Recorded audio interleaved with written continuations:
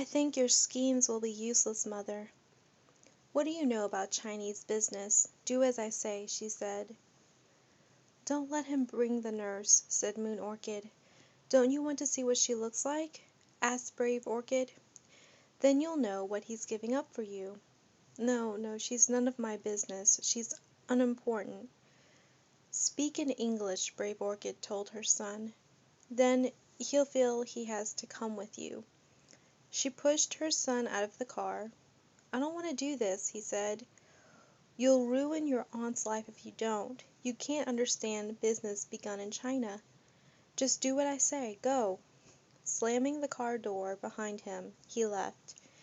Moon Orchid was groaning now and holding her stomach. Straighten up, said Brave Orchid. He'll be here any moment. But this only made Moon Orchid groan louder, and tears seeped out between her closed eyelids. You want a husband, don't you? Said Brave Orchid. If you don't claim him now, you'll never have a husband. Stop crying, she ordered. Do you want him to see you, with your eyes and nose swollen, when that young so-called wife wears lipstick and nail polish like a movie star? Moon Orchid managed to sit upright, but she seemed stiff and frozen. You're just tired from the ride. Put some blood into your cheeks, Brave Orchid said, and pinched her sister's withered face. She held her sister's elbow and slapped the inside of her arm. If she had had time, she would have hit until the black and red dots broke out in the skin. That was the tiredness coming out. As she hit, she kept an eye on the rearview mirror. She saw her son come running, his uncle after him with a black bag in his hand. Faster, faster, her son was saying. He opened the car door. Here she is, he said to his uncle. I'll see you later. And he ran on down the street. The two old ladies saw a man, authoritative in his dark western suit, start to fill the front of the car. He had black hair and no wrinkles. He looked and smelled like an American. Suddenly the two women remembered that in China families married young boys to older girls who babysat their husbands their whole lives. Either that or, in this ghost country, a man could somehow keep his youth. Where is the accident? He said in Chinese. What is this? You don't have a broken leg. Neither woman spoke. Brave Orchid held her words back. She would not let herself interfere with this meeting after long absence. What is it? He asked. What's wrong? These women had such awful faces. What is it, grandmothers? Grandmother, Brave Orchid shouted. This is your wife. I am your sister-in-law. Moon Orchid started to whimper. Her husband looked at her and recognized her. You, he said, what are you doing here? But all she did was open and shut her mouth without any words coming out. Why are you here? He asked, eyes wide. Moon Orchid covered her face with one hand and motioned no with the other. Brave Orchid could not keep silent. Obviously he was not glad to see his wife. I sent for her, she burst out. I got her name on the Red Cross list, and I sent her the plane ticket. I wrote her every day and gave her the heart to come. I told her how welcome she would be, how her family would welcome her, how her husband would welcome her. I did what you, the husband, had time to do in these last 30 years. He looked directly at Moon Orchid the way the savages looked, looking for eyes. What do you want? He asked. She shrank from his stare. It silenced her crying. You weren't supposed to come here, he said. The front seat, a barrier against the two women over whom a spell of old age had been cast. It's a mistake for you to be here. You can't belong. You don't have the hardness for this country. I have a new life. What about me? Whispered Moon Orchid. Good, thought Brave Orchid. Well said. Said with no guile. I have a new wife, said the man. She's only your second wife, said Brave Orchid. This is your real wife. In this country a man may have just one wife. So you'll get rid of that creature in your office? Asked Brave Orchid. He looked at Moon Orchid. Again the rude American eyes. You go live with your daughter. I'll mail you the money I've always sent you. I could get arrested if the Americans knew about you. I'm living like an American." He talked like a child born here. "How could you ruin her old age?" said Brave Orchid. "She has had food. She has had servants. Her daughter went to college. There wasn't anything she thought of that she couldn't buy. I have been a good husband." "You made her live like a widow." "That's not true. Obviously the villagers haven't stoned her. She's not wearing mourning. The family didn't send her away to work. Look at her. She'd never fit into an American household.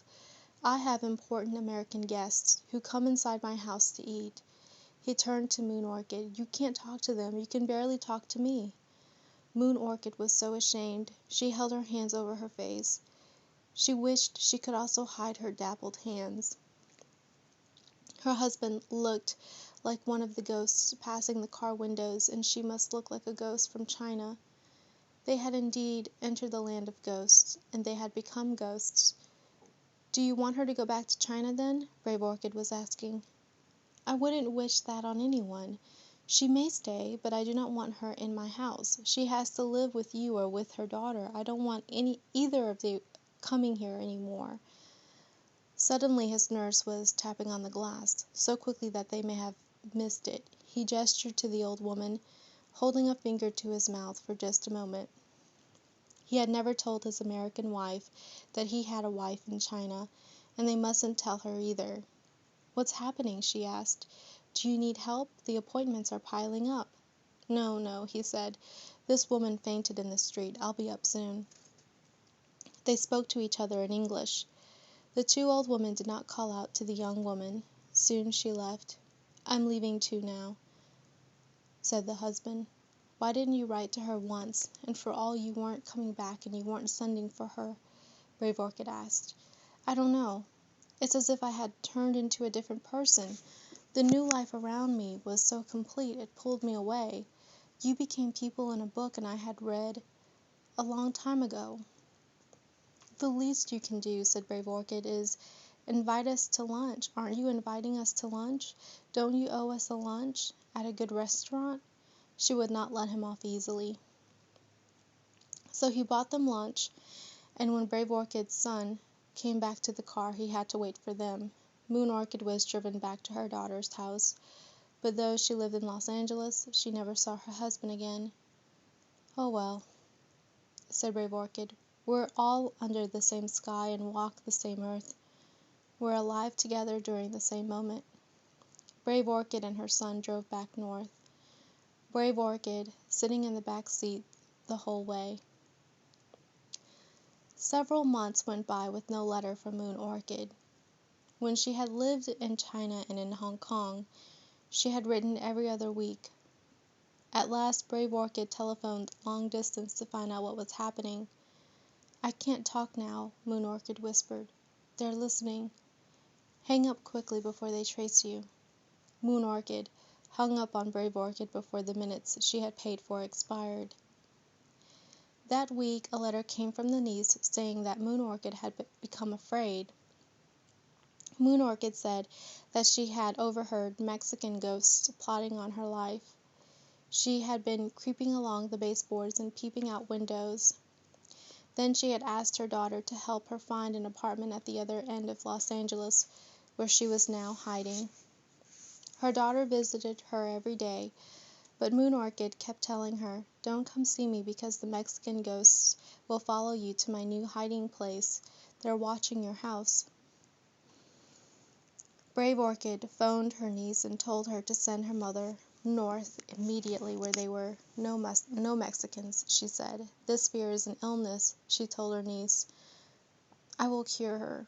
Long ago," she explained to her children, "when the emperors had 4 wives, the wife who lost in battle was sent to the northern place. Her feet would sink little prints into the snow." Brave Orchid sat on a bench at the Greyhound station to wait for her sister. Her children had not come with her because the bus station was only a 5-block walk from the house. Her brown paper shopping bag against her She dozed under the fluorescent lights until her sister's bus pulled into the terminal. Moon Orchid stood blinking on the stairs, hanging tightly to the railing for old people. Brave Orchid felt the tears break inside her chest for the old feet that stepped one at a time onto the cold greyhound cement. Her sister's skin hung loose like a hollowed frog's, as if she had shrunken inside it. Her clothes bagged, not fitting sharply anymore. "I'm in disguise," she said. Brave Orchid put her arms around her sister to give her body warmth. She held her hand along the walk home, just as they had held hands when they were girls. The house was more crowded than ever, though some of the children had gone away to school. The jade trees were inside for the winter. Along walls and on top of tables, jade trees, whose trunks were as thick as ankles, stood stoutly, green now and without the pink skin the sun gave them in the spring. "I am so afraid," said Moon Orchid. "There is no one after you," said Brave Orchid. "No Mexicans." "I saw some in the Greyhound station," said Moon Orchid. No, those were Filipinos." She held her sister's earlobes and began the healing chant for being unafraid. "There are no Mexicans after you," she said. "I know. I got away from them by escaping on the bus." "Yes, you escaped on the bus with the mark of the dog on it." In the evening, when Moon Orchid seemed quieter, her sister probed into the cause of this trouble. "What made you think anyone was after you?" "I heard them talking about me. I snuck up on them and heard them." "But you don't understand Mexican words." "They were speaking English." "You don't understand English words." This time, miraculously, I understood. I decoded their speech. I penetrated the words and understood what was happening inside. Brave Orchid tweaked her sister's ears for hours, chanting her new address to her, telling her how much she loved her and how much her daughter and nephews and nieces loved her, and her brother-in-law loved her. "I won't let anything happen to you. I won't let you travel again. You're home. Stay home. Don't be afraid." Tears fell from Brave Orchid's eyes. She had whisked her sister across the ocean by jet, and then made her scurry up and down the Pacific coast, back and forth across Los Angeles. Moon Orchid had misplaced herself. Her spirit, her attention, Brave Orchid called it, scattered all over the world. Brave Orchid held her sister's head as she pulled on her earlobe. She would make it up for her. For moments an attentiveness would return to Moon Orchid's face. Brave Orchid rubbed the slender hands, blew on the fingers, tried to stoke up the flickerings. She stayed home from the laundry day after day. She threw out the Thorazine and vitamin B that a doctor in Los Angeles had prescribed. She made Moon Orchid sit in the kitchen sun while she picked over the herbs in cupboards and basement and the fresh plants that grew in the winter garden. Brave Orchid chose the gentlest plants and made medicines and foods like those they had eaten in their village. At night she moved from her own bedroom and slept beside Moon Orchid. "Don't be afraid to sleep," she said. "Rest. I'll be here beside you. I'll help your spirit find the place to come back to. I'll call it for you. You go to sleep." Brave Orchid stayed awake watching until dawn. Moon Orchid still described aloud her nieces' and nephews' doings, but now in a monotone, and she no longer interrupted herself to ask questions. She would not go outside, even into the yard. "Why, she's mad," Brave Orchid's husband said when she was asleep. Brave Orchid held her hand when she appeared vague. "Don't go away, little sister. Don't go any further. Come back to us." If Moon Orchid fell asleep on the sofa, Brave Orchid sat up through the night, sometimes dozing in a chair. When Moon Orchid fell asleep in the middle of the bed, Brave Orchid made a place for herself at the foot. She would anchor her sister to this earth. But each day Moon Orchid slipped further away. She said that the Mexicans had traced her to this house. That was the day she shut the drapes and blinds and locked the doors. She sidled along the walls to peep outside. Brave Orchid told her husband that he must humor his sister-in-law. It was right to shut the windows. It kept her spirit from leaking away. Then Moon Orchid went about the house, turning off the lights like during air raids. The house became gloomy. No air, no light. This was very tricky. The darkness, a wide way for going as well as coming back. Sometimes Brave Orchid would switch on the lights, calling her sister's name all the while. Brave Orchid's husband installed an air conditioner. The children locked themselves up in their bedrooms in the storeroom and basement, where they turned on the lights. Their aunt would come knocking on the doors and say, "Are you all right in there?" "Yes, Aunt, we're all right." "Beware," she'd warn. "Beware. Turn off your lights so you won't be found. Turn off the lights before they come for us." The children hung blankets over the cracks in the door jambs. They stuffed clothes along the bottoms of doors. "Chinese people are very weird," they told one another. Next, Moon Orchid removed all the photographs, except for those of the grandmother and grandfather, from the shelves, dressers, and walls. She gathered up the family albums. "Hide these," she whispered to Brave Orchid. "Hide these. When they find me, I don't want them to trace the rest of the family. They use photographs to trace you."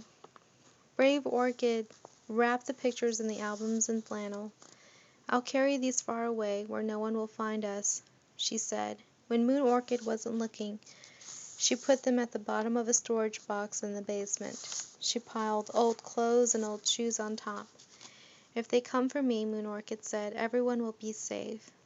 "We're all safe," said Brave Orchid. The next odd thing Moon Orchid did was to cry whenever anyone left the house. She held on to them, pulled at their clothes, begged them not to go. The children and Brave Orchid's husband had to sneak out. "Don't let them go," pleaded Moon Orchid. "They will never come back." "They will come back. Wait and see." "I promise you. Wait for them. Don't watch for Mexicans. This one will be home at 3:30. This one at 5. Remember who left now. You'll see." "We'll never see that one again," Moon Orchid wept. At 3:30, Brave Orchid would remind her, "See? It's 3:30. Sure enough, here he comes. You children come home right after school. Don't you dare stop for a moment. No candy store, no comic book store. Do you hear?" But Moon Orchid did not remember. "Who is this?" she'd ask. "Are you going to stay with us? Don't go out tonight. Don't leave in the morning." She whispered to Brave Orchid that the reason the family must not go out was that they would take us in airplanes and fly us to Washington, D.C., where they'd turn us into ashes. Then they'd drop the ashes in the wind, leaving no evidence. Brave Orchid saw that all variety had gone from her sister. She was indeed mad. The difference between mad people and sane people, Brave Orchid explained to the children, is that sane people have variety when they talk story. Mad people have only one story that they talk over and over. Every morning Moon Orchid stood by the front door whispering, "Don't go. The planes, ashes. Washington, D.C., ashes." Then, when a child managed to leave, she said, "That's the last time we'll see him again. They'll get him. They'll turn him into ashes." And so Brave Orchid gave up. She was housing a mad sister who cursed the mornings for her children, the one in Vietnam too. Their aunt was saying terrible things when they needed blessing. Perhaps Moon Orchid had already left this mad old body, and it was a ghost bad-mouthing her children. Brave Orchid finally called her niece, who put Moon Orchid in a California state mental asylum. Then Brave Orchid opened up the windows and let the air and light come into the house again. She moved back into the bedroom with her husband. The children took the blankets and sheets down from the door jambs and came back into the living room. Brave Orchid visited her sister twice. Moon Orchid was thinner each time, shrunken to bone. but surprisingly she was happy, and had made up a new story. She pranced like a child. "Oh, sister, I am so happy here. No one ever leaves. Isn't that wonderful?